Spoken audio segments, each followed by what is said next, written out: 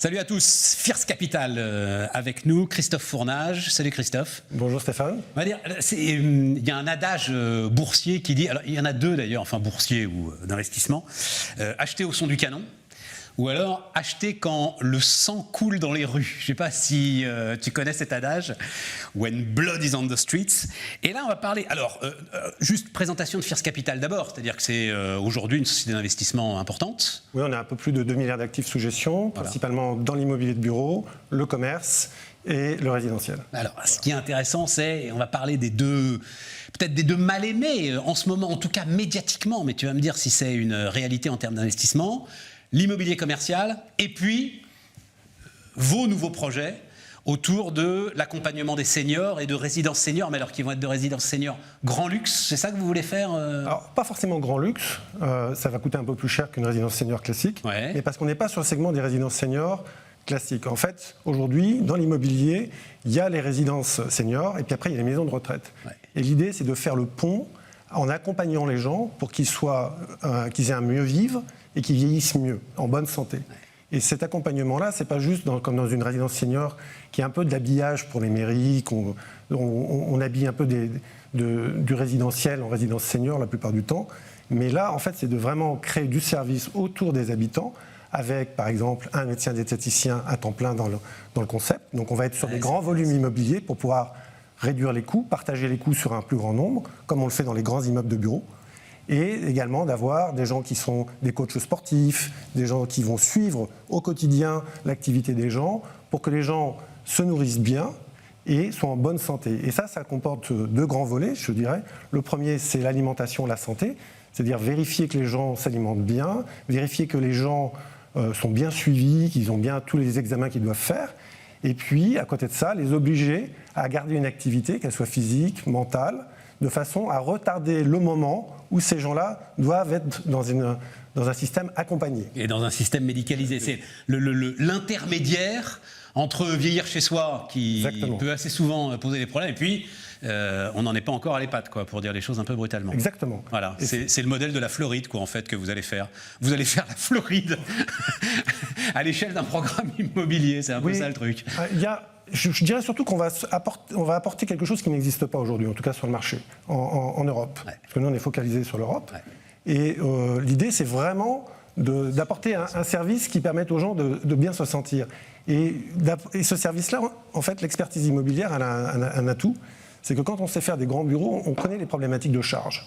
Parce que quand vous êtes sur des grands immeubles, comme à La Défense, par exemple, vous êtes capable d'offrir de la piscine, du sport, des magasins, énormément de services, parce que vous allez avoir les mètres carrés qui vous permettent d'amortir les coûts. Là, c'est le même principe. C'est-à-dire que l'idée, c'est qu'on ne va pas faire des petites maisons, well-being, well-aging, qui est notre concept, bien-être et bien vieillir, mais on va prendre des surfaces plutôt grandes, 20, 30 000 mètres carrés si on peut, pour pouvoir amortir nos services sur un plus grand nombre de mètres carrés. Et donc, avoir la capacité d'offrir ce service-là au plus grand nombre. Non, et puis c'est d'autant plus intéressant qu'on a, et alors en plus avec l'actualité du moment, une vision assez désespérante et misérabiliste du grand âge, voilà, on va dire ça comme ça. Or, plus de 90% des gens qui sont à la retraite, ou même d'ailleurs ont passé 80 ans, sont tout à fait capables de vivre normalement, à partir du moment où, justement, ils peuvent être un petit peu entourés, quoi. C'est un peu ça le sujet. Oui, alors la France, super intéressant. En fait, vous avez des situations particulières très différentes dans les pays européens. L'Espagne, par exemple, où on a répondu pour faire un projet well-being, well-aging. On a 2 projets en France, dans le sud de la France. On a des problématiques de vieillissement de la population qui sont très différentes. Mais ce qui est certain, c'est que dans aucun pays, aujourd'hui, il y a ce phénomène, ce produit d'accompagnement des gens. Et sur le cas de la France particulièrement, c'est que les lits publics sont tous complets, il n'y a pas de nouveaux lits, en fait. Et les lits privés, on en a besoin. Après, la problématique que l'on voit aujourd'hui dans la presse, c'est plus une problématique de contrôle qu'une problématique liée au secteur privé. Vous vous adressez, Christophe, à des investisseurs ou à des particuliers qui vont acheter directement chez vous? Alors nous, on a des investisseurs dans notre fonds d'investissement, en fait. On a un compartiment dédié à Wellbeing Well-aging, aujourd'hui, qui vont accompagner le développement de ce nouveau concept dans l'immobilier. Mais votre idée, c'est que ce seront des résidences de propriétaires ou des résidences de locataires, Locataires. Locataires. Voilà, on va garder les produits En termes de prix, on espère pouvoir se situer entre 4 et 8 000 euros en fonction des régions. Il est évident qu'un produit avec du service en région parisienne va coûter plus cher qu'en province. Ouais. Et ça dépendra après également de la taille un peu des immeubles et des opportunités.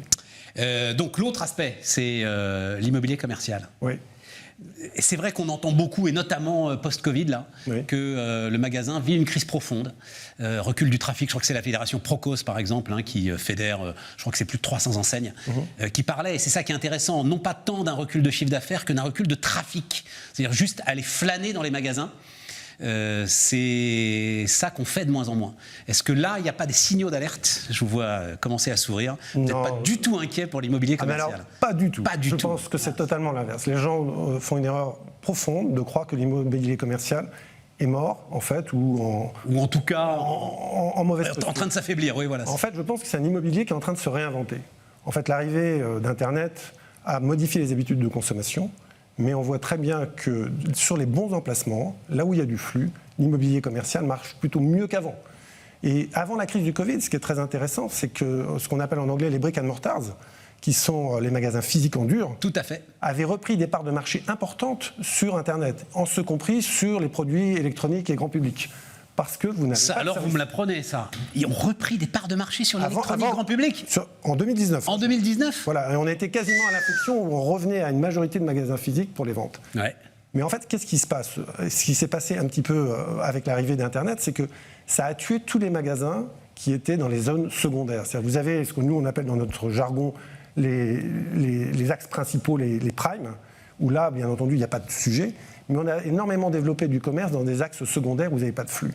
Et aujourd'hui, en fait, ce qu'il faut, c'est avoir du flux et avoir des commerçants qui sont modernes. Nous, on a trouvé des commerçants qui sont modernes, qui sont venus, par exemple, du monde de l'Internet et qui sont arrivés sur le magasin physique. Et on voit qu'on a des gens qui sont extrêmement malins, c'est-à-dire des gens qui vont être capables de vous suivre dans un magasin parce que vous avez la carte de fidélité, que dans votre carte de fidélité, vous avez une carte RFID. Et donc, ils sont même capables, pendant votre visite, de vous envoyer un push-mail sur votre téléphone pour vous dire qu'il y a une promo sur le meuble que vous êtes resté pendant 30 secondes devant. J'espère qu'il faut que j'ai donné mon consentement quand même pour que bien sûr, me suivent. Oui, non, mais voilà, rassurons quand même. Voilà, non. Mais d'une façon générale, le commerce aujourd'hui fonctionne bien. Nous, ce qu'on voit, c'est que post-Covid, sur les zones où on s'est repositionné, on a une montée du panier moyen. Le trafic n'est pas le même qu'avant. Il y a toujours un peu moins de trafic. Ça, c'est vrai. Voilà.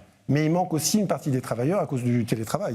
Oui, mais c'est cette mutation-là qui fait que peut-être qu'on ne retrouvera pas le niveau de trafic qu'on avait retrouvé. Je parle sous votre contrôle, c'est un chiffre que j'ai appris récemment, mais l'achat d'impulsion, c'est-à-dire acheter quelque chose auquel vous ne pensiez pas quand vous êtes rentré dans le magasin ou dans le centre commercial, c'est quasiment 30% aujourd'hui du chiffre d'affaires des magasins. Donc c'est là où il pourrait y avoir une petite inquiétude. Ce qu'on voit quand même, c'est qu'il y a beaucoup de produits. Il y a des produits, si vous voulez, de première nécessité, tout ce qui va être alimentaire, couche-culotte, tout ça, les gens vont plutôt aller vers ça, c'est fini. En revanche, tout ce qui est prêt-à-porter, certains produits électroniques, les gens ont toujours le plaisir d'aller l'acheter. Okay. Et ça, on voit quand même que les paniers moyens ont plutôt grimpé. Après, vous avez ce problème que vous avez bien pointé du doigt, qui est l'achat d'impulsion, mais aussi parce que vous avez aussi des zones commerciales où le plan de merchandising, à savoir, c'est-à-dire comment on a organisé l'ensemble des boutiques par rapport à une zone complète, n'était pas toujours bien fait. C'est-à-dire que si vous êtes dans une gare, vous n'allez pas avoir le même plan de merchandising que quand vous êtes sur les Champs-Élysées. Et on voit bien d'ailleurs les Champs-Élysées aujourd'hui se sont repositionnés avec un secteur du luxe qui n'arrête pas de grandir. Ouais. Les gares se sont vraiment professionnalisées sur le service et les produits de première nécessité des passagers. Et c'est ça aujourd'hui qu'il y a comme mutation, plus des arrivants qui viennent parfois du monde de l'Internet, qui ont des nouveaux concepts, qui sont beaucoup plus dynamiques, beaucoup plus performants. En fait, les enseignes qui vont s'en sortir, c'est celles qui vont innover, comme toujours. Christophe, un tout dernier mot, parce que avec ce que vous décrivez et la très fine connaissance de ce secteur, finalement, l'investisseur, il doit connaître le métier de ceux auprès de quels il investit pratiquement aussi bien qu'eux, non ? L'investisseur... Que vous soyez spécialiste du grand âge, spécialiste du commerce... quasiment DRH pour l'immobilier de bureau. Enfin voilà, c'est une expertise totale sur ces trois segments. Pour l'investisseur, en fait, la plupart du temps, les gens nous font confiance. En fait, par rapport à mais je parle de vous, en fait. Oui. C'est vraiment l'expertise qu'on apporte. Et je pense que ce sont des métiers sur lesquels on ne peut pas s'improviser du jour au lendemain. Il faut des équipes, il faut avoir de la connaissance, il faut avoir un certain vécu, il faut avoir connu des échecs aussi. Ouais. Et c'est vraiment important, je dirais, pouvoir prendre du recul pour pouvoir apporter des solutions et des nouveaux produits. Et avoir des visions un petit peu disruptives, voilà, comme on les a eues à l'instant. Fierce Capital, à bientôt. Merci.